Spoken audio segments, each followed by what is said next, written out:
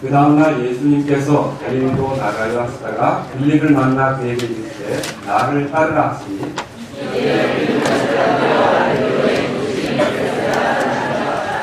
빌립이 나다나엘을 찾아 그에게 이르되 모세가 율법에 기록하고 예언자들이 기록한 그분을 우리가 만났으니 곧 요셉의 아들 나사렛 예수님이시니라 하매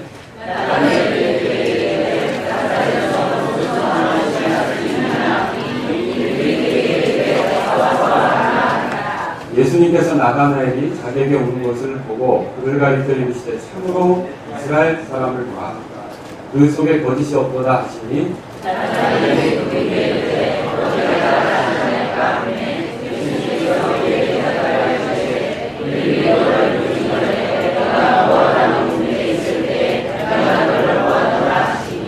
나다나엘이 그분께 응답하여 이르되 rabbi여 선생님은 하나님의 아들이시오 선생님은 이스라엘의 왕이로소이다 하매 예수님께서 그에게 응답하여 이르시되 내가 너를 원하는 곳으로 가서 내가 하나님을 원하느냐 내가 너희보다 더 우리를 주라 하시고 다같이요 또 그에게 이르시되 진실로 내가 너희에게 이르노니 이후로는 하늘이 열리고 하나님의 천사들이 사랑하는 아들을 위하여 너랑 내가 본 것을 너희가 보리라. 오늘 여기 보면 43절에 빌립이 나오고요. 하셨죠? 그리고 이제 46절에 나다나엘이 나옵니다. 이 두 사람이 메시아이시고 하나님의 아들이시고 이스라엘의 왕이신 예수님을 만나는 장면에 대해서 오늘 말씀이 나누고 합니다. 그래서 오늘은 빌립과 나다나엘이라는 제목으로 여러분에게 말씀을 드리겠습니다. 잠깐 기도하겠습니다. 살아계신 하나님 아버지, 하나님 말씀이 우리에게 소망이 되고 우리가 그 말씀을 들을 때 힘이 나며 우리가 그 말씀에서 위로받고 그 말씀을 통해서 이 세상을 살 용기를 얻게 됩니다. 성령님께서 이 말씀을 전할 때 사랑하는 성도님들에게 함께 하셔서 하나님 말씀을 듣고 깨닫는 것이 있도록 인도해 주옵소서. 그리고 무엇보다 부족한 저가 이런 하나님 말씀을 전할 수 있다는 것으로 인해 두렵고 또 하나님의 은혜가 필요하고 긍휼이 필요하오니 하나님께서 도와주셔서 하나님 말씀을 바르게 정확하게 잘 전할 수 있도록 주님이 인도해 주옵소서. 이 시간 우리 가운데 함께 하시는 성령님께서 자유롭게 말씀이 움직이도록 말씀이 활동하도록 말씀의 열매를 내놓도록 인도해 주옵소서. 예수님의 이름으로 기도합니다. 아멘. 사실 오늘 우리가 읽은 43절부터 51절까지의 말씀은 그 앞에 것과 큰 연관이 있습니다. 여러분 저하고 지난 시간에 35절부터 봤죠? 이 35절부터 42절까지 이렇게 봤는데 이 35절부터 51절까지는 사람들이 예수님께 나오는 다양한 모습이 소개되고 있습니다.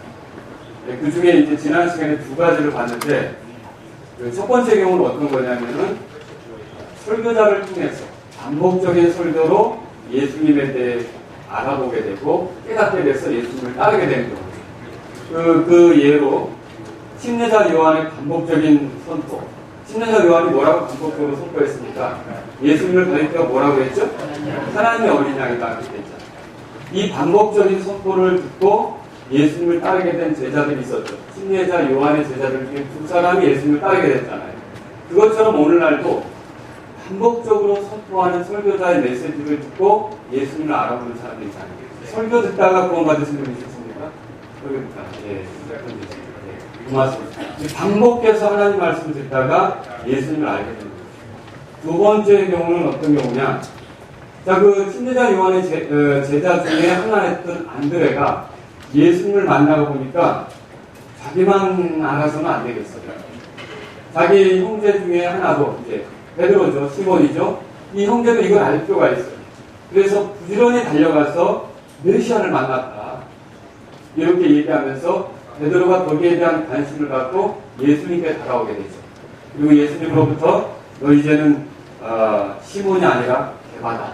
이렇게 하면 네가 앞으로 주님의 진영에 돌같은 믿음의 사람으로 쓰임받을 것이다. 이런 이 비춤을 받지 않습니까?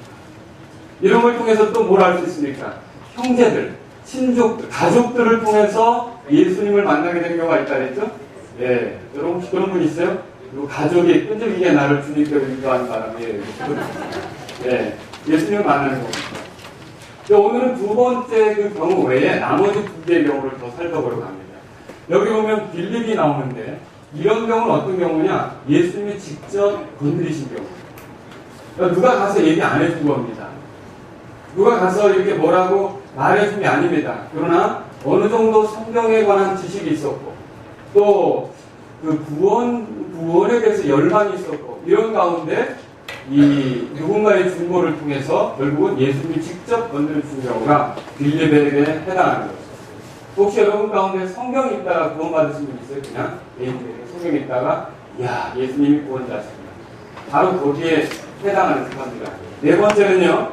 또 이렇게 예수님을 알게 된 빌립이 가만히 있지 못하고 자기의 친한 친구였던 걸로 알게 되는데 나다나엘에게 찾아가서 예수님에 대해서 소개하지 않습니까?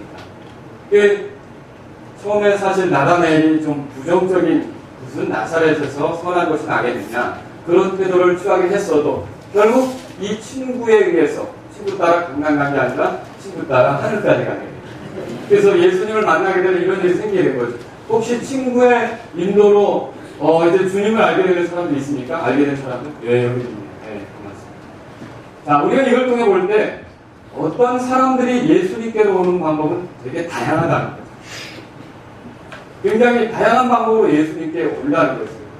그래서 여러분과 제가 생각할 때 어떤 근사한 사람의 구원 간증을 듣고 나는 그런 적이 없는데 왜 나는 저 사람 같지 않지? 라고 생각할 필요가 있어요, 없어요? 네, 전혀 없습니다. 사람을 다루시는 하나님 방법이 다르기 때문에 또 내가 구원받은 방법이 있는데 다른 사람이 나처럼 구원받지 않았다고 해서 그건 좀 뭔가 미심쩍은 것 같아요. 이건 좀 나랑은 왠지 달라. 이렇게 하면서 그 사람의 구원 간증에 대해서 진짜 그 사람 예수님을 통해 제대로 용서를 받고 천국을 소망하게 됐고 하나님 아버지의 그 자녀로서 예수님을 따르는 사람이 됐는데도 불구하고 그 사람에서 판단할 수 있습니까? 네, 그렇게 할 수 없다. 여러분과 저는 다양한 방식으로 주님께 인도될 수가 있고요. 이렇게 사람의 형편이 천차만별인데 그 천차만별인 사람의 형편 속에서도 자신의 권능을 드러내셔서 예수 그리스도를 통해 하나님께로 인도하시는 성령님, 그 성령님의 역사를 위해 하나님을 찬양하시기 바랍니다. 얼마나 놀라우신 분입니까? 한 가지 공식으로만 한다면 그 공식 맞아 떨어질 때까지 얼마나 근데 다양한 형편에 있는 사람이라 할지라도 하나님께서 그 형편에 맞게 메시지를 주시고 그 형편에 맞게 전달자를 주시고 그 형편에 맞게 상황을 만드셔서 건드시는 걸 보면 우리 하나님 놀라우신 하나님이십니다. 참으로 긍휼이 많으셔서 우리의 형편과 처지가 어떠하신지 자신의 권능으로 긍휼로 우리에게 다가오시고 우리를 건드시는 주님을 찬양하실 수 있기를 바랍니다. 오늘 저는 그래서 이렇게 주님이 사람들을 이끄시는 과정 중에 이제 빌립과 나다나엘, 이 나다나엘을 이끄시는 과정을 보면서 증인들의 삶을 우리가 한번 생각해 보려고 하는 것입니다. 증인들의 삶에 대해서 우리가 어떤 삶을 추구해야 하는지 한번 생각해 보려고 하는 것이죠. 자, 여기서 우리가 세 가지로 생각해 보려고 하는데 먼저 예수님이 빌립을 만나는 장면, 그리고 두 번째로 빌립이 나다나엘을 만나는 장면, 그리고 세 번째로 나다나엘이 다시 예수님을 만나는 장면, 이렇게 한번 생각을 해보겠습니다. 자, 여기 43절에 보십시오. 그 다음날 예수님께서 갈릴리로 나가려 하시다가 갈릴리는 이 당시에 예수님께서 계신 곳에서 한 4월길 정도 걸어가야 되는 거죠. 유대에서 갈릴리가 그렇게 먼 거리라는 거죠. 그런데 이 말씀 보니까 예수님께서 갈릴리로 나가려 하시다가 그렇게 되어 있어요. 이 나가려 하시다가 하는 것은 예수님께서 의지를 가르쳤다는 거죠. 갈릴리로 가셔야 될 뜻을 품으셨다는 뜻이죠.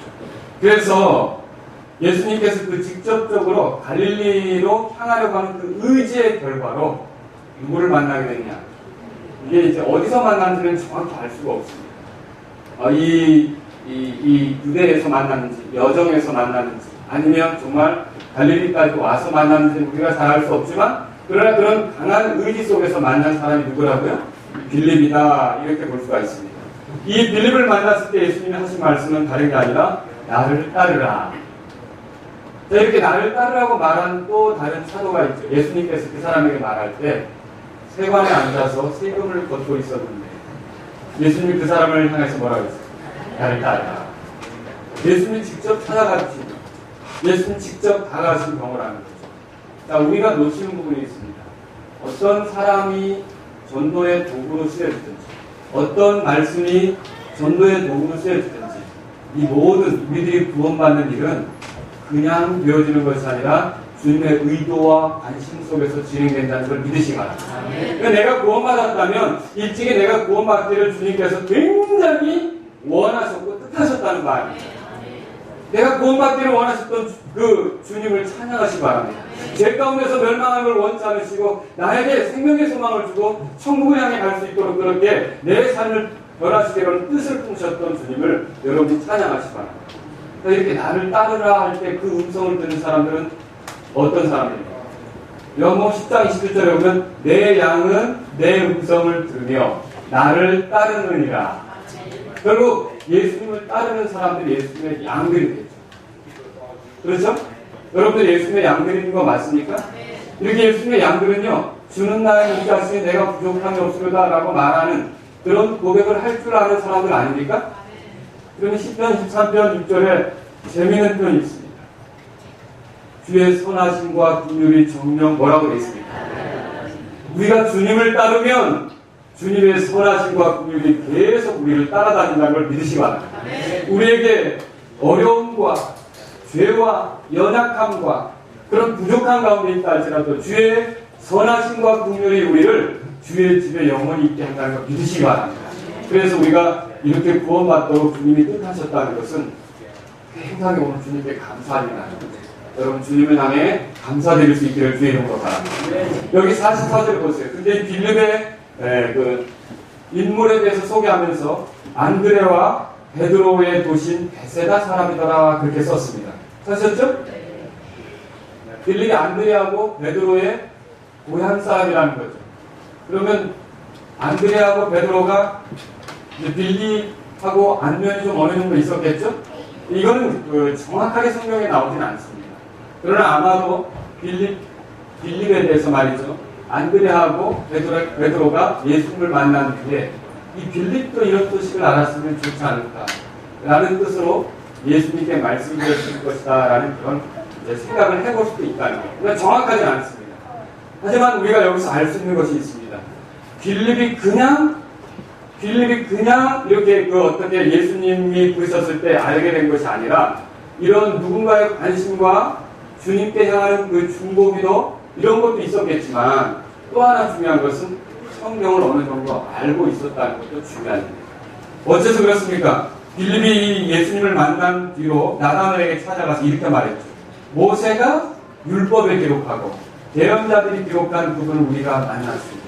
그러니까 예수님이 직접 사람을 다루시더라도 하나님의 말씀의 기초에서 다룬다는 걸 믿으시기 바랍니다. 하나님의 말씀의 기초에서 다룬다. 그래서 우리가 이 성경 여러분이 예수님에 대해서 전할 수 없다 할지라도 성경책을 소개한다는 거 있죠. 이게 굉장히 귀한 일입니다. 굉장히 귀한 일입니다. 히브리서 4장 보세요. 히브리서 4장. 지금 목사가 되신 분이시지만 제가 알고 있는 어떤 분은 제가 여러분에게 여러 차례 말씀을 드렸을 것입니다. 그런데 오늘 이 얘기에 적절하게 어울릴 수 있기 때문에 한 번 더 말씀드립니다. 그건 어머니를 주님께 인도하고 싶었어요. 근데 어머니는 예수님을 알지 못하고 자신이 이제 예수님을 믿고 구원받은 게 너무 감격스러워서 어머니를 주님께로 인도하려고 하는데 쉽지가 않은 거예요. 그런데 명절 때 집에 고향에 내려갔을 때 그냥 어머니 눈에 튀기 좋은데 성경책을 하나 두고 온 거예요. 근데 얼마 있다 명절 때 다시 이렇게 이제 고향을 방문해서 어머니하고 얘기할 때가 있었는데 어머니의 말씀이 예수님 그분 참 좋은 분이시더라. 어떤 일이 벌어졌냐면 성경을 읽으신 겁니다. 성경을 읽으시고 그 읽으시는 중에 예수님이 어떤 일을 하셨는지 알게 되고 그래서 어머님이 결국은 구원받게 되셨다는 간증을 제가 듣게 됐다는 거예요. 여러분 하나님 말씀, 이 기록 이것만으로도 사람이 바뀌어질 수 있다는 걸 믿으십니까? 왜 그렇습니까? 히브리서 4장 10절 보십시오. 다 같이 읽겠습니다. 하나님의 말씀은 살아있고 권능이 있으며 양날 달린 어떤 것보다도 예리하여 혼과 영과 및 관절과 골수를 찔러 둘러 나누기까지 하고 또 마음의 생각과 의도를 분별하시는 분이시니 하나님의 말씀은 살아있다고 했습니다. 하나님의 말씀은 권능이 있다고 했습니다. 하나님 말씀은 우리의 마음에 뭐가 있는지를 비추시고 드러내시고 폭로하시는 분이 되세요. 하나님 말씀은 우리에게 깨닫게 하시며 우리가 예수님을 알 수 있는 길을 제공하신다는 거예요. 하나님 말씀을 소개하는 것이 얼마나 중요한 것인가. 전도지에도 그래서 하나님 말씀을 적어서 주는 이유가 거기 있는 거예요. 여러분, 우리 둘째가 중학교 앞에서 이렇게 책을 나눠주는 것을 받아왔더라고요. 그래서 참 귀여워서 가지고 다녔는데 너무 이렇게 성경 말씀이 여기 있으니까 좋아가지고 이렇게 주머니에 넣고 다니는데, 그 제가 사이판에 또 호텔에 갔을 때에도 사이판에 초대받은 일이 있어서 호텔에 들어갔습니다. 근데 호텔에 묵게 됐는데 호텔에 보면 이렇게 탭이 있지 않습니까? 테이블 서랍을 열어보니까 성경책이 있어요. 근데 그 성경책은 지금 이걸 나눠준 단체, 국제 단체죠. 국제 기도원협회라고 들어보셨습니까? 네, 제가 어렸을 때는 파란색으로 이 성경책을 나눠줬던 기억이 나요. 저는 이제 그 단체에 대해서 제가 잘 모릅니다. 그리고 그 단체가 사용하는 여건이나 이런 것들에 대해서 제가 뭐라고 말씀드릴 수는 없습니다. 그러나 그 단체가 시작될 때 배경에 대해서 생각해보면 1898년, 지금부터 100년이 훨씬 전인데 사업가 두 사람이 하나님 말씀만 읽어도 어떤 사람들에게 변화가 나타날 수 있다는 확신을 갖게 됐고, 그렇게 해서 그 두 사람이 사업가가 돈을 모아가지고 성경책을 찍어내기로 해서 생긴 단체가 그 단체예요. 그래서 그 단체는 어떻게 하냐면 호텔과 병원 그리고 뭐 학교 뭐 여러 그 시설들에 무료로 성경을 나눠주는 일을 지금까지 하고 있고, 결국 그래서 그 단체 역할로 예수님을 알게 되고 구원받게 된 사람들이 많아졌다는 거예요. 여러분, 그러면 왜 이렇게 건전한 신앙을 가지고 있고 또 올바른 교회를 하려고 하는 그런 열망이 있는 우리들 가운데 이런 사람들이 나오지 말아야 된다는 거 이유라도 있습니다. 우리 가운데도 이런 분들이 나와야 합니까? 네. 혹시 자원하신 분 계십니까? 끝나고 저를 찾아오시죠. 제가 많이 기도해드립니다. 그런데 우리도 이렇게 하나님 말씀을 누군가에게 성경책을 사주면서 전해주면서 그 사람들이 주님께로 돌아올 수 있다는 소망을 가지고 그런 일들을 해야 된다는 거죠. 자, 이렇게 빌립이 예수님을 만난 것. 그 다음에 이렇게 예수님을 만난 빌립이 두 번째로 나다나엘을 찾아가는 거예요. 자, 45절 보세요. 빌립이 나다나엘을 찾아 그렇게 시작이 되죠. 나다나엘이라는 사람은요, 예수님의 제자가 맞아요. 그 요한복음 21장 2절에 보면 나다나엘의 고향이 어디냐? 예수님의 첫 번째 기적이 일어났던 곳이 어디입니까? 가나 혼인잔치죠. 그 가나가 나다나엘의 고향이에요. 그래서 이 나다나엘에서 뭐라고 말하는? 갈릴리 가나 사람 나다나엘 이렇게 써있어요. 그런데 희한하게도 공간복음 마태, 마가, 누가는 나다나엘이라는 이름을 적지 않아요. 그래서 우리가 좀 혼란을 빚게 돼요. 그런데 나다나엘이라는 이름은 없는데 발견되는 이름이 뭐냐? 바돌로메. 예, 잘 알고 있어요. 그래서 바돌로메가 나다나엘이라는 거예요. 왜냐? 공간복음에서는 나다나엘이 없어요. 마테마가 누가 했으니까. 그리고 요한복음에서는 바돌로메가 없어요. 그런데 공간복음에서 예수님의 제자들의 이름을 열거할 때는 항상 빌립과 나란히 열거되는 사람이 있는데 바돌로메. 이 바돌로메가 나다나엘이라는 것을 생각해 볼 수가 있죠. 자, 빌립은요, 나다나엘을 만나 이렇게 얘기했습니다. 거기 보십시오. 45절에. 모세가 율법에 기록하고 대언자들이 기록한 그분을 우리가 만났으니. 그럼 이 말은 무슨 뜻입니까? 구약의 예언을 성취하는 인물을 우리가 만났다. 하나님께서 오래전부터 대언자들에게 제시하셨던 그 인물. 우리 때문에 죽게 될 인물. 우리를 통치하게 된 그 왕. 바로 그분을 우리가 만났다. 이렇게 얘기한 거예요. 여러분, 여기서 모세가 나옵니다. 예언자들이 나옵니다. 여러분, 성경을 보면 예수님이라는 이름이 제일 처음 발견되는 책이 어디입니까? 예수라는 이름이. 마태복음이에요. 순서적으로 보면. 그렇죠? 마태복음 이전에 예수님이 나와요? 안 나와요? 안 나오죠. 물론 여호수아나 호세아 이런 이름들이 있긴 해도 이거는 이 요셉의 아들 예수님을 지칭하는 게 아니라 대언자와 또 이스라엘 민족을 이끄는 지도자를 지칭하는 말 아닙니까? 사실 예수님이라는 이름은 마태복음에서 처음 등장해요. 근데 마태복음 앞에 성경책이 몇 권이나 있습니까? 39권이나 있어요. 모세가 쓴 거, 대언자들이 쓴 거 39권이나 있어요. 그런데 이 39권의 성경이 사실은 누구에 대해서 말하는 것입니까? 여러분 그렇게 믿으십니까? 예수님에 대해서 말하는 거예요. 요한복음 5장 보세요. 요한복음 5장. 그래서 성경을 아무리 많이 읽어도 예수님을 발견하지 못하면 아직 주제를 모르는 거예요. 파악하지 못한 거예요. 그래서 예수님을 알 필요가 있죠. 예수님은 이렇게 말씀하시죠. 39절에 다 같이 읽겠습니다. 성경 기록들을 탐구하라. 너희가 그것들 안에서 영원한 생명을 얻는 줄로 생각하나니 그것들이 바로 나에게 하여 증언하느니라. 자, 성경 기록은 누구에 대해서 증언하는 거라고요? 예수님에 대해서. 어떤 사람은 성경 읽을 때 어떻게 하면 인간 처세술을 좀 좋게 가질까? 어떻게 하면 좀 이상을 좀 바르고 건전하게 살까? 어떻게 하면 남들이 손가락질하지 않은 그런 삶을 살까? 뭐 이렇게 접근할 수 있는데 궁극적으로 성경을 통해 예수님을 만나지 못하면 아직 성경의 깊은 맛을 모르고 수박으로 말하면 겉만 했다가 끝나는 거죠. 그죠? 이 성경은 예수님을 알려주는 책입니다. 그리고 예수님을 만나면 영원한 생명을 얻게 되는 거죠. 자, 누가복음도 보세요. 누가복음 24장에 가보십시오. 예수님께서 엠마오 마을로 가는 제자들, 예수님이 십자가 고난을 당하신 뒤에 낙심이 되어서 자기 고향으로 돌아가는 그 두 사람에게 나타났죠. 그들과 함께 걸어갔죠. 그러면서 그들에게 어떤 일을 하셨습니까?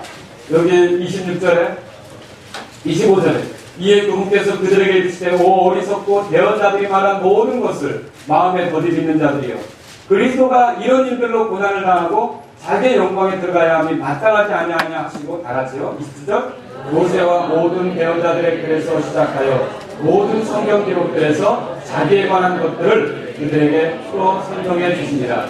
여러분 그러니까 모세와 대언자 구약 성경이지만 이 구약 성경이 누구에 관한 기록이에요? 예수님에 관한 기록이라. 자, 그 다음에 24장 찾으셨으니까 거기도 한 번 더 보세요. 44절 24장 44절 또 시작. 또 그분께서 그들에게 이르시되 내가 여전히 너희와 함께 있었을 때에 너희에게 말한 말들 곧 모세 율법과 대언자들의 글과 시편에 나에 관하여 기록된 모든 것이 반드시 성취되어야 하리라 한 말들이 이것들을 아시고. 그러니까 성경 기록이 누구에 대한 말이에요? 예수님에 대한 말이에요. 그러니까 구약 성경은 예수님에 관한 것입니다. 그런데 빌립은 이미 그런 구약의 메시지들을 알고 있었는데 그 구약의 메시지가 말해본 그분을 만났다는 거죠. 그분을 만났다는 거예요. 여러분 그때에 이게 우리가 그분을 만났다라고 하는 것은요 오랫동안 그들이 그분에 대해 관심이 있었고 기다려왔다는 뜻이다. 그리고 이 기다림은 단지 빌립의 것만이 아니라 나다나엘의 것이기도 했다는 거죠. 나다나엘도 성경 지식인 걸 어떻게 알 수 있느냐? 예수님이 나사렛 메시아가 나사렛 분이시라고 하니까 뭐라고 그랬어요? 나사렛에서 무슨 선한 것이 나오니 이런 표현은 성경 기록을 알고 있었다는 뜻이고 그들이 이 메시아가 오는 거에 대해서 열망하고 기다리고 있었다는 뜻 아닙니까?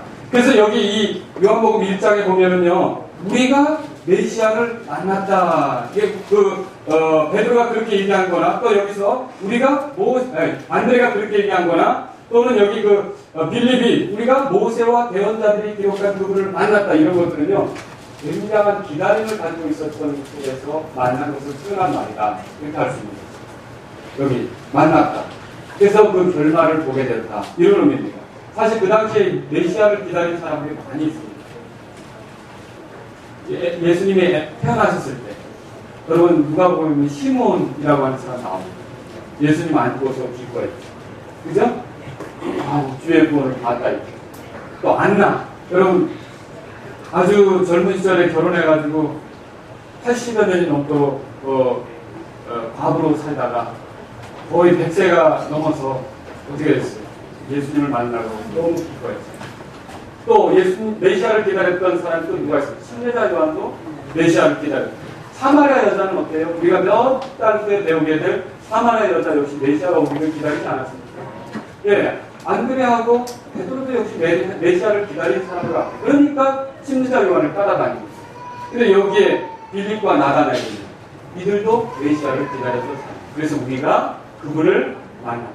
근데 여기 만났다라는 표현이 재미있습니다. 영어 성경을 가르친 분은 알겠지만 이 만났다라는 동사는요 현재 완료 형태로 되는데 이게 뭐냐면은 그때의 감격이 지금까지 여전히 살아있는 거예요. 이거 이해하겠습니까? 그냥 과거에 만나고 땡이 아니라 그때 만나서 지금까지 그 여파가 있는 거예요. 자, 여러분과 제가 예수님의 증언자가 되는 것은 어떤 경우냐 보면 가만히 보세요. 예수님을 만난 감격이 지금까지 살아있다면 여러분 증언하지 않고 견딜 수 없을 거예요. 여러분 그 감격이 지금도 있습니까? 만약 예수님을 만났을 때 그 감격이 지금은 뭔가 희들어졌다. 그때의 것이 지금까지 이렇게 이어지지 않고 있다. 여운이 남아있지 않다. 그러면 여러분 지금 그리스도의 사랑을 생각해 보시기 바랍니다. 하나님의 사랑을 생각해 보시기 바랍니다. 우리를 위해 이 땅에 찾아오신 그분의 사랑, 우리를 위해 죽이신 그분의 사랑, 우리를 죄 용서받도록 하기 위해서 피 흘려주신 그분의 사랑, 내가 죽어야 될 자리에 나를 대신해서 죽으신 그분의 사랑, 내가 저 지옥의 불 속에 떨어지는 걸 원치 않으셔서 나를 구조하기 위해 불편한 환경으로 들어오신 그분의 사랑, 그리고 마침내 하늘에 올라가셔서 지금도 변함없이 나를 위해 중보하고 있어서 선하심과 긍휼이 계속, 주의 선하심과 긍휼이 계속 나를 따르도록 만들어주신 그분의 사랑을 여러분이 생각해 보시라. 그분이 나를 찾아오신 이 놀라운 사건에 대한 여운을 여러분 지금도 여전히 간직할 수 있기를 주의 이름으로 바랍니다. 전할 수 있기를 바랍니다. 여기 요셉의 아들 나사렛 예수님이라고 그분에 대해서 소개했어요. 나사렛은요, 옛날 사람들은 성이 없었어요. 임시, 김씨 이런 게 없었잖아요. 이제 어느 지역 출신이냐를 많이 갖다 붙였던 거예요. 그래서 예수님에 대해서 얘기할 때도 예수님이 나사렛 출신이다. 근데 요셉의 아들이라는 건 요셉의 집에서 자라나셨다. 그런 뜻이 되는 거죠. 그래서 예수님의 고향이 나사렛인 것으로, 사실 베들레헴에서 나셨죠? 이렇게 이제 비춰지게 된 거죠. 그럴 때 사실 나사렛이라는 도는 그 당시에 로마 군대가 가까운 데서 주둔하고 있었고요. 로마의 군병들이 이렇게 부유함을 달래기 위해서 왔다 갔다 하면서 도덕한 일도 일삼고 별로 좋은 동네로 알지 않은 그런 곳에서 예수님이 오신 거예요. 그 얘기를 했을 때 나다나엘의 반응은 무엇이었습니까? 46절에 나다나엘이 그에게 이르되 뭐라고 했어요? 나사렛에서 무슨 선한 것이 날 수 있느냐, 그렇게 얘기했죠. 자, 나다나엘이 메시아에 관한 정보를 알고 있다는 뜻이죠? 네.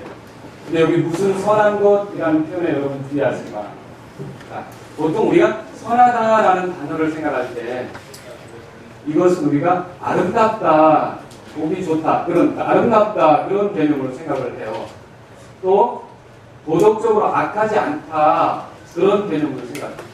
그러나 이 선하다라는 단어를 원래 추적해서 찾아 들어가보면 이 단어는 그런 것보다 이제 충분히 감당이 되는 성취, 좀 어려운 표현이죠. 충족된 이런 것들을 얘기한다는 거죠. 그래서 완전한 성취에 해당하는 거예요. 그래서 하나님이 창조를 하시고 나서 보시기에 좋았다는 게 뭐예요? 하나님 말씀대로 다 충족되었다는 거예요. 하나님 말씀대로 다 성취되었다는 뜻이에요. 그게 선하다는 의미의 사실. 여기서 자, 그리고요, 재난이나 재앙을 악하다고 하죠. 그럼 왜 재난이나 재앙을 악하다고 하면 감당이 안 되는 거예요? 그걸 감당하기에는, 그거를 내가 당해내기에는 힘든 부분이 있는 거죠. 충족하기 어려운 거예요. 그래서 그것은 악하다라고 이렇게 표현할 때도 있지 않습니까? 여러분, 선하다라고 하는 것은 우리가 그래서 완전한 충족, 성취의 의미를 가지고 있어요. 그래서 여기서 나사렛에서 무슨 선한 것이 날 수 있겠습니까? 라고 말하는 것은 나사렛에서 무엇이 성취될 수 있겠느냐. 이해하시겠습니까? 나사렛에서 무엇이 성취될 수 있겠느냐, 그런 얘기를 하는 거죠. 그때 이 빌립의 태도를 여러분이 배울 필요가 있습니다. 우리가 예수님에 대해서 자꾸 얘기하려고 할 때 의심이 있고 부정적인 태도를 보이고, 그럼 우리 어떻게 하죠? 안 되네! 혹은 화를 내거나 짜증을 내거나, 예, 솔직히 반성합니다. 저도 그런 적이 있었던 것 같습니다. 왜 이걸 이해 못해? 나는 이렇게 이해했는데. 나도 이해 안 되는 때가 있었죠, 과거에. 그렇죠? 근데 우리는 어때요? 막 성을 내거나 조급해하거나 욱박지르거나 막 논중으로 막 말싸움을 설득해 보려고 하거나. 빌립은 어떻게 했습니까? 그냥 와서 보라. 네가 와서 예수님을 경험해보라. 여러분, 우리가 충돌하거나 부딪히거나 논쟁하는 게 아니라 그에게 기회가 더 있어서 예수님을 알도록 도와주는 역할을 해야 합니다. 여러분, 우리가 그래서 돌아오는 토요일에 가족 초청 음악회 하시는데 이거 잠깐이라도 복음을 전하는 시간이 있으면 여러분 어떻게 합니까? 와서 보라고 하세요.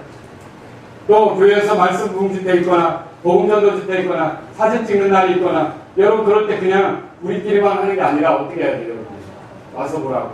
자꾸 사람들이 주님에 대해서 들을 수 있는 게 갖도록 도우실 수 있기를 바랍니다. 절대로 역정을 내거나 중단할 게 아니라 계속 기회를 주려고 해야 합니다. 여러분과 제가 알아야 될 게 있어요. 사람을 믿게 만드는 건 우리가 아닙니다. 여러분 그거 믿으십니까?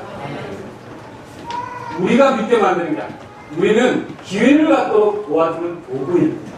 믿게 만드시는 분은 누굽니까? 주님 자신입니다. 성령님께서 마음을 열어야 그들이 믿는 거 아닙니까? 근데 내가 믿게 만들려고 하다 보니까 이게 충돌. 여러분은 그렇게 할 게 아니라 항상 그들이 기회를 갖도록 도와줄 수 있는 사람들이 되기를 바랍니다. 자, 여기 이제 세 번째 부분을 봅니다. 그래서 나다나엘이 예수님을 만나러 가죠. 47절에 보면 예수님께서 나다나엘이 자기에게 오는 것을 보고 그랬죠. 나다나엘이 결국 빌립에 이끌려서 오는 거 아닙니까? 빌립에 의해서 이끌려 오는 거예요. 그럴 때 예수님이 그를 가리켜서 뭐라 그랬냐면 참으로 이스라엘 사람을 보라. 그 속에 거짓이 없다. 그랬어요. 여러분 여기 이스라엘이라고 했는데 이 이스라엘이라는 이름을 제일 처음 얻게 된 이스라엘이라는 이름을 얻게 된 사람이 누굽니까? 야곱이에요. 그 야곱은 대단해요.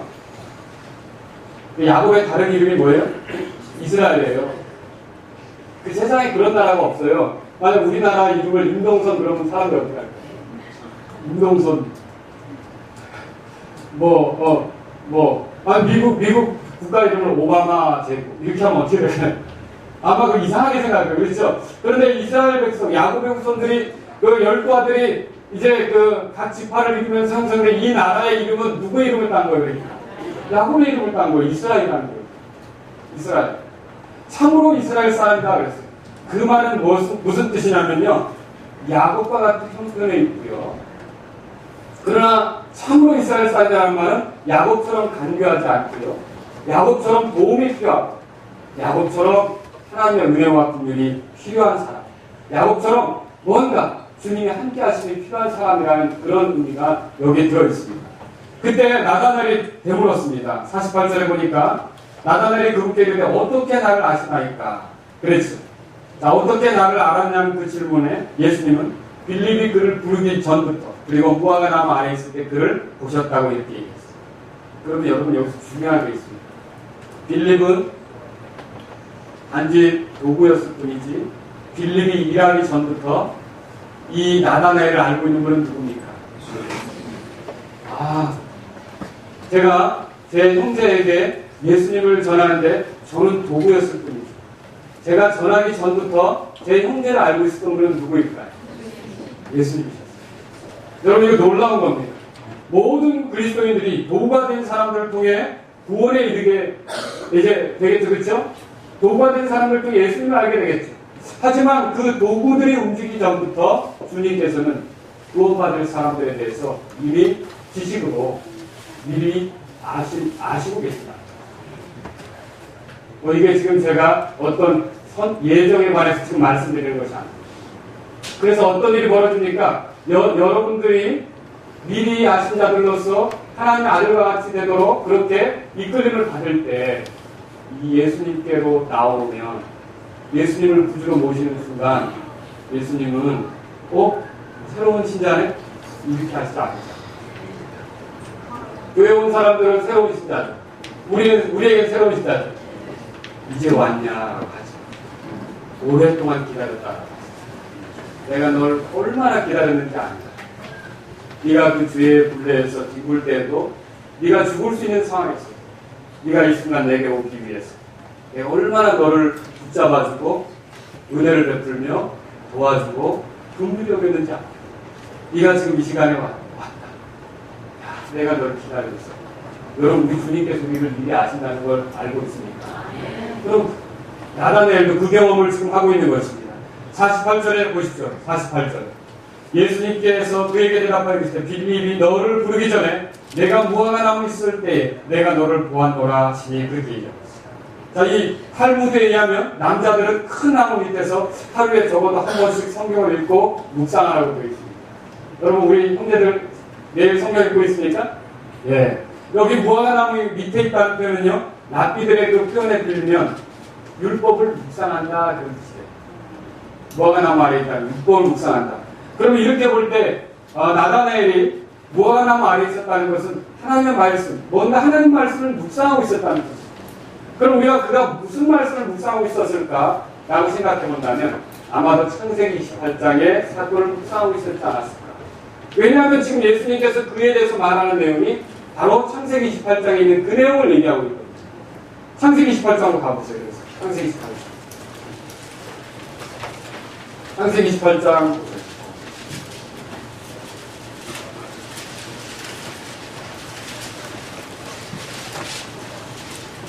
여러분, 잠언 15장 3절에는 또 이런 말이 있습니다.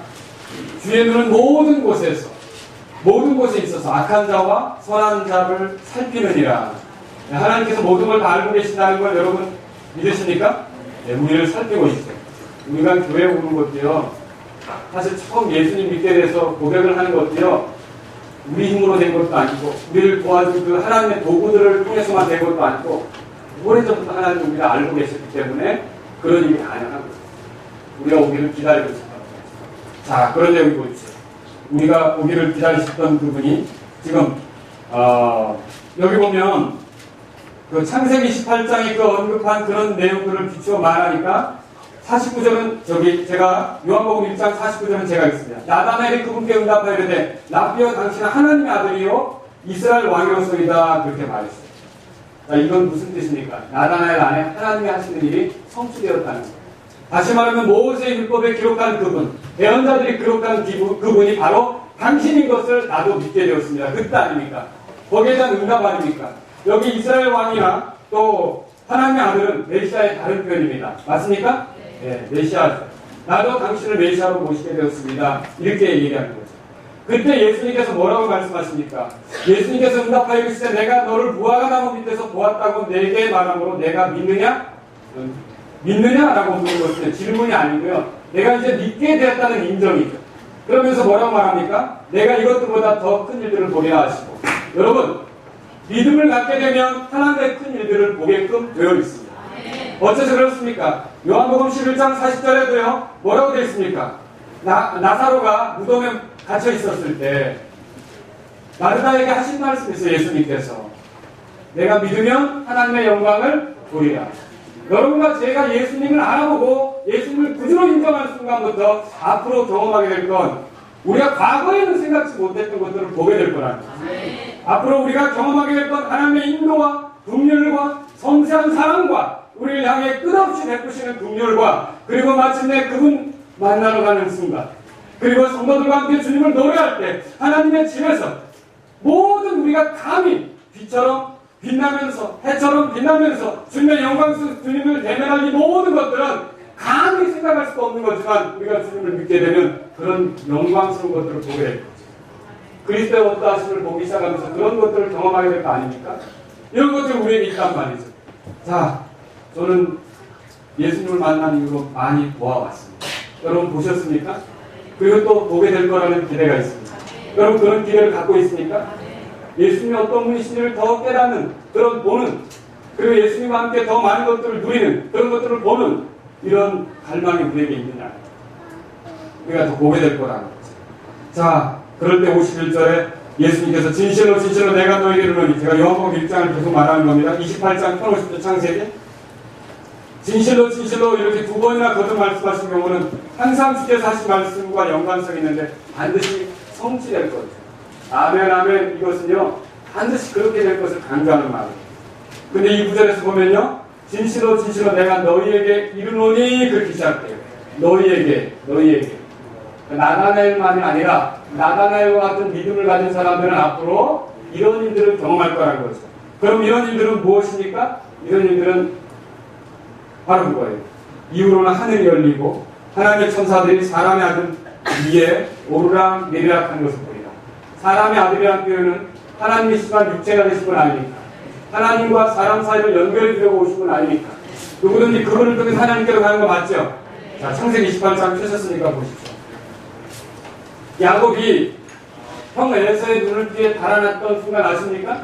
아버지에게 복을 다 가로채고서, 그죠? 형의 받을 복을 자기가 가로채고 이제 형이 죽이려고 하니까 도망가잖아요. 거기 가만히 있으면 안 되니까. 자, 집도나는 거예요. 혼자가 된 거죠. 낯선 곳으로 가야 되는 거예요. 알지 못하는 곳으로 가야 되는 거죠. 그럼 거기 얼마나 불안함이 있겠습니까? 얼마나 두려움이 있겠습니까? 그런데 보십시오. 그렇게 갈 때 10절에 야곱이 부엘사바에서 떠나 하란을 향하여 가더니 28장 10절입니다. 11절 어떤 곳에 이르러 해가 지매 거기서 온 밤을 보내려고 그곳에 돌들을 취하여 베개로 삼고 그곳에서 누워 자니라. 그가 꿈을 꾸었더니 보라, 그 꿈속에 뭐가 나타났습니다. 사닥다리가 땅 위에 세워졌는데 그것의 꼭대기가 하늘에 닿았고 또 본즉 하나님의 천사들이 그것 위에서 오르라 내리라 하며 13절에 또 보라 주께서 그 위에 서서 이르시되 나는 주니 곧 내 조상 아브라함의 하나님이요 이삭의 하나님이라. 내가 누운 땅을 내가 너와 내 씨에게 주리니 내 씨가 땅에 티끌같이 되어 내가 동서남북으로 널리 퍼지며 너와 내 씨 안에서 땅의 모든 가족이 복을 받으리라.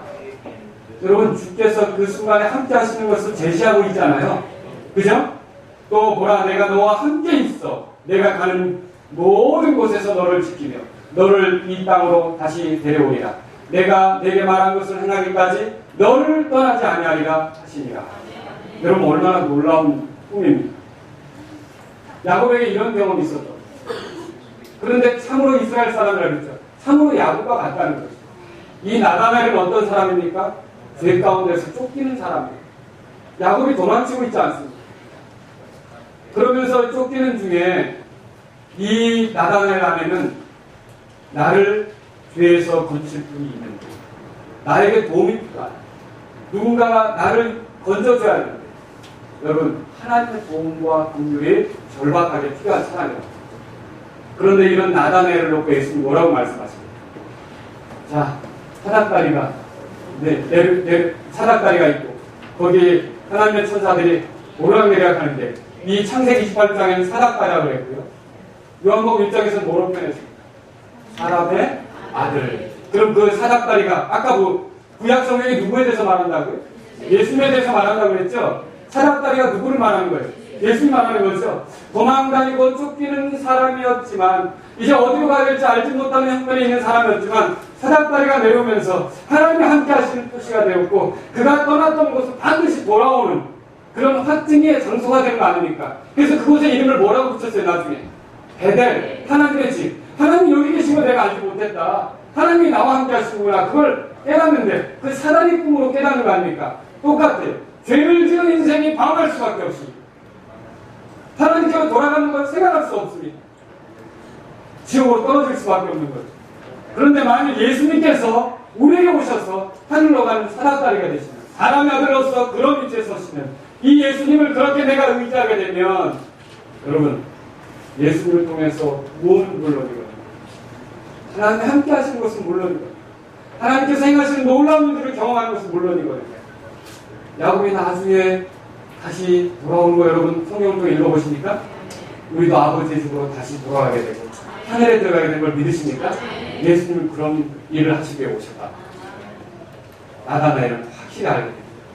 얼마나 복된 순간입니까? 여러분 예수님은 누구십니까? 하늘을 여시는 분이에요. 죄만 우리가 하나님과 교제가 가능하도록 만들어주시는 분입니다. 하늘로 들어가도록 하늘로부터 내려오셔서 우리를 위한 사닥다리가 되신 거예요. 어떤 주일학교 교사 사다리가 매주일 출석하는 건데 한 번 빠지면 사다리가 끊어집니다. 주일날 한 번 빠지면 또 끊어집니다. 자꾸 빠지면 천국 가기 어렵다. 그게 아니에요. 그 사다리가 아니라 이 사다리는 누구를 말하는 겁니까? 여러분과 제가 하늘에 올라가는데 예수님을 통해서 올라가고 예수님을 통해서 하나님의 은혜가 내게 내려오고 믿으십니까? 예수님을 통해서 하나님이 나와 함께 하시고 예수님을 통해서 방황치 않고 아까 노래했던 것처럼 우리가 하늘집으로 들어가야 될 걸 믿으십니까? 이 예수님이 바로 그런 분으로서 오셨다는 걸 나다나엘에게 진시해 줍니다. 여러분 얼마나 놀라운 일입니까? 예수님은 이렇게 해서 요한복음 1장 35절에서 51절까지 요한, 안드레, 베드로, 빌립, 나다나엘을 얻게 되었습니다. 이들이 예수님을 따르는 충직한 제자들이 되지 않았습니까? 그럼 오늘 이 말씀을 통해서 증인의 삶을 사는 것이 어떤 것인지 여러분에게 이제 결론적으로 말씀드립니다. 증인의 삶을 사는 것은 예수님을 그리스도로 믿는 모든 사람들의 당연한 것입니다. 예수님을 만난 사람은 당연히 예수님의 증인으로서의 삶을 살아야 돼요. 예수님을 만난 친제자와 가만히 있지 못했어요. 세상제를 제가 하나님의 어린 양이라고 자기 제자들에게 소개했죠. 예수님을 만난 안드레 가만히 있지 못했어요. 자기 형제에게 찾아가서 시몬에게 내가 메시아를 만났다고 얘기했어요. 예수님을 만난 빌립 가만히 있지 못했어요. 자기 동네 친구인 나다나엘에게 찾아가서 성령이 말해진 그분을 우리가 만났다라고 전했다고. 예수님을 그리스도로 믿는 사람들은 예수님의 증인이 되는 것이 당연한 거예요. 여러분 혹시 이 일들을 잊고 있지 않습니까? 이걸 가볍게 생각하지 않습니까? 예수님의 증인의 삶을 사는 것은 예수님을 믿는 모든 사람들의 당연한 바라는 걸 여러분이 믿으시기 바랍니다. 또 그렇게 도구가 되었던 사람들, 그래서 그 증인의 삶을 살았던 사람들을 생각해보세요. 얼마나 아름다운 일입니까? 그 증인의 삶을 사느라고 자기의 삶을 희생했던 사람, 자기의 재물을 드렸던 사람, 자기의 시간들을 드렸던 사람, 자기의 목숨까지도 드렸던 사람, 자기의 피를 쏟았던 사람, 자기의 생명까지 바쳤던 사람들, 이런 증인들의 삶이 있었기 때문에 그 복음이 전해져서 오늘 저희들도 예수님 알게 된 거 아닙니까? 여러분 예수님께도 감사합니다. 그런 도구로서 기꺼이 자기 자신을 희생했어요. 그래서 가만히 있지 못하고 증인들의 삶을 살았던 그분들에 대해서도 여러분이 기억할 수 있었으면 좋겠어요. 그리고 그런 것들이 헛되지 않도록 우리가 예수님을 그리스도로 믿었다면 우리도 또 희생을 하고 우리도 또 물질을 드리고 우리도 또 시간을 드리고 우리도 또 우리의 몸을 헌신하며 우리의 모든 걸 통해서 증인의 삶을 살려고 하는 저와 여러분들이 되기를 바랍니다. 두 번째로 드리고 싶은 말씀입니다. 이 증인의 삶을 사는 것은 반드시 먼 나라로 가야만 하는 것이 아니라는 거죠.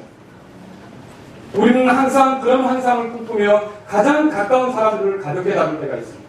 증인의 삶은 가장 가까운 데 있던, 그리고 뭐예요? 친제자 요한에게 가장 가까운 사람은 제자 아닙니까? 안드레에게 가장 가까운 사람은 누굽니까? 형제 아닙니까? 시몬. 나다나엘, 빌립에게 가까운 사람은 누굽니까? 친구 아닙니까? 사실 증인의 삶은 이 가까운 데서부터 시작되는 거예요. 이 가까운 데서부터 예수님을 보여주지 못하면 먼 데서 예수님을 보여줄 수 없다는 것입니다.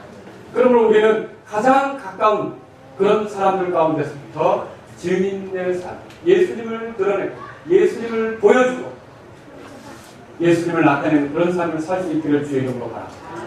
이게 어디서 더 잘해야 됩니까? 집에서. 안 믿는 가족이 있습니다. 그렇지 않습니까? 어디서 더 잘해야 됩니까? 직장에서 더 잘해야죠. 그죠? 직장에서 그렇게 하고 내가 나중에 선교지에 가서는 잘할 거야. 아니라는 것입니다. 학교에서 잘해야죠. 그죠? 만나는 친구들 중에서. 그리고 가까운 데서부터 예수님을 전하려고 해야 돼요. 세 번째요. 증인의 삶을 사는 것은 마음이 준비된 사람에게 메신저를 붙여주는 하나님의 섭리를 따르는 거예요. 하나님의 일하심에 맞추는 거예요. 하나님이 계획하시고 하나님의 뜻하신 방향으로 나아가는데 사보세요. 나다나엘이 빌립을 통해 오기 전부터 나다나엘을 알고 계신 거 아닙니까? 그러면 하나님은 언젠가 나다나엘을 건지시려고 하는 뜻이 있었던 거 아닙니까? 근데 그게 지금 누가 누구로 쓰여진 겁니까? 빌립이 쓰여진 거 아닙니까? 그럼 빌립은 하나님의 섭리 속에서 도구가 되고 하나님의 영광이 됩니다. 그리고 하나님께서는요, 마태나 또는 여기 빌립처럼요, 누가 가지 않아도 그 사람들을 건지실 수가 있어요. 믿으십니까? 그럼에도 불구하고 우리에게 도구가 되게 하시고 건질 기회를 사람 건지는 그 기쁨을 맛보게 하시고 하나님의 동참자가 되게 하신다면 이 하나님이 하시는 일과 이 하나님의 섭리를 절대로 가볍게 여기지 않기를 바랍니다. 내가 안 해도 하나님 하시는 거죠. 근데 나를 통해서 누군가를 건지려고 이 일도 하신다면 여러분 그럴 때마다 주저하고 쭈삣쭈삣하고 머뭇머뭇하고 방해하죠.